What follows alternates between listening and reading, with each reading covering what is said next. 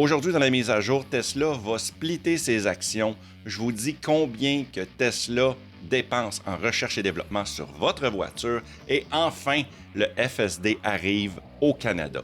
Et bien plus, là. Bonjour à tous, mon nom est Yann Florent et bienvenue dans la mise à jour épisode 20. Tesla tiendra un vote lors de l'Assemblée annuelle des actionnaires de 2022 pour approuver un deuxième fractionnement d'actions pour la société. Selon un dépôt auprès de la Security and Exchange Commission, la SEC des États-Unis lundi, eh bien, le vote demandera une augmentation du nombre d'actions ordinaires autorisées afin de permettre une division des actions ordinaires de la société en la forme d'un dividende en actions. La société a également annoncé des plans sur Twitter. La dernière division d'actions a eu lieu en août 2022. Cela a donné aux actionnaires 5 actions pour chaque action détenue et a fait baisser le prix de l'action d'environ 1300 $ pour se situer à 260 $ par action. La baisse du prix de l'action n'affecte pas la valeur de l'entreprise, mais elle dilue le prix de l'action et abaisse la barrière d'entrée pour les consommateurs moyens. Comme moi, mettons. Mettons, je vais acheter des actions, ben là, je vais pouvoir peut-être. Aucun autre détail n'a été fourni sur le montant de l'action qui pourrait être divisée lors du prochain vote. La date de l'Assemblée annuelle des actionnaires de 2022 n'a pas non plus été annoncée, mais elle a généralement lieu vers le milieu de l'année. Selon le cours des actions à l'époque, il pourrait s'agir d'un autre partage 5 pour 1, voire même d'un partage 10 pour 1. Les actions de Tesla, le TSLA, a réagi positivement à la nouvelle en hausse de plus de 7% lundi dernier au moment de la publication. C'est sûr que s'ils fractionnent les actions, je vais peut-être commencer à penser à avoir la probabilité d'acheter peut-être des actions de Tesla. Vous, avez-vous des actions de Tesla? Avez-vous l'intention d'acheter des actions de Tesla? Mettez-moi ça dans les commentaires. À tous les lundis, je me botte les fesses pour faire un podcast en direct sur ma chaîne YouTube. Puis en plus, si tu arrives d'avance, eh bien, je fais un pré-show. Ça permet de préparer mes affaires. On discute ensemble dans la chatroom avant le podcast. Fait que je t'invite à t'abonner à ma chaîne, à peser sa petite cloche. Comme ça, tu vas être sûr de rien manquer. En passant, si tu aimes cette vidéo-là, un pouce en l'air. OK, c'est pas mal ça que j'avais à dire. On retourne aux nouvelles.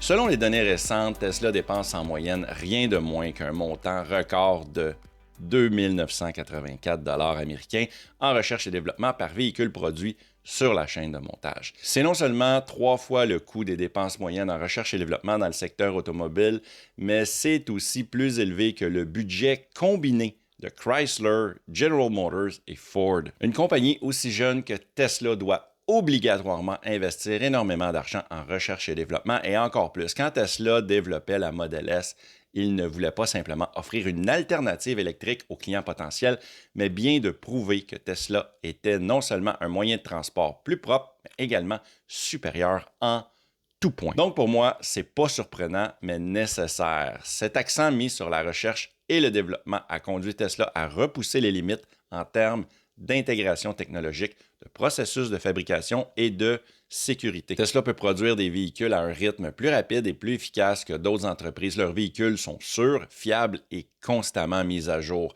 Un autre point important, Tesla a adopté une approche différente de l'industrie automobile. L'entreprise dépense 0 $ en publicité alors que la moyenne de l'industrie est à 485 $ par véhicule. Donc, si vous achetez une voiture à essence, eh bien, sachez que votre premier paiement mensuel sera consacré entièrement à la publicité qui vous a incité à choisir ce véhicule. Plus tôt ce mois-ci, Tesla a mis à jour son studio de conception en ligne afin que vous puissiez ajouter la FSD et ainsi réduire votre temps d'attente de livraison. Et ça jusqu'à 7 mois.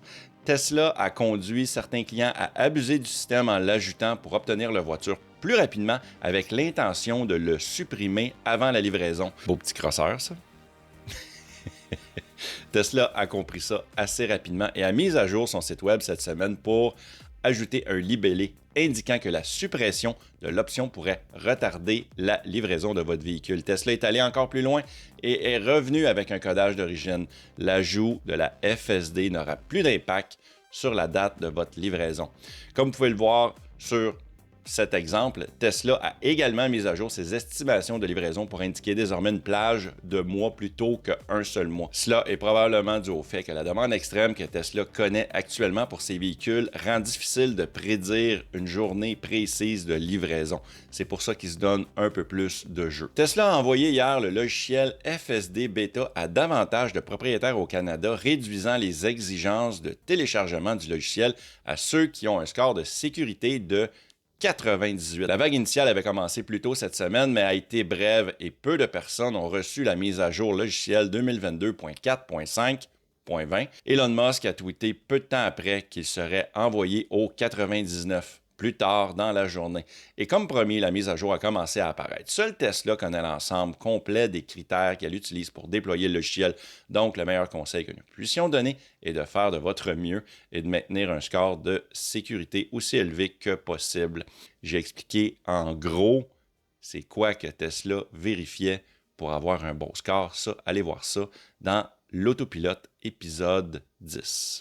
Il y a un abonné qui m'a contacté pour me proposer de faire essayer sa voiture avec la FSD Beta et j'ai calmement accepté. Ça me dérange pas. Je vais essayer de vous ramener des images. C'est pas si excitant. Je suis pas excité tant que ça, là. La question de la semaine. Elon Musk a mentionné que la FSD Beta pourrait être disponible en Europe dès cet été. Y croyez-vous? Sinon, dans combien de temps vous pensez que vous allez avoir ça, ma gang de chanceux? Mettez-moi ça dans les commentaires juste en bas. Hey, merci beaucoup, c'est complet. Merci beaucoup de m'avoir subi. Et on se voit dans une prochaine vidéo. Hey, ciao gang!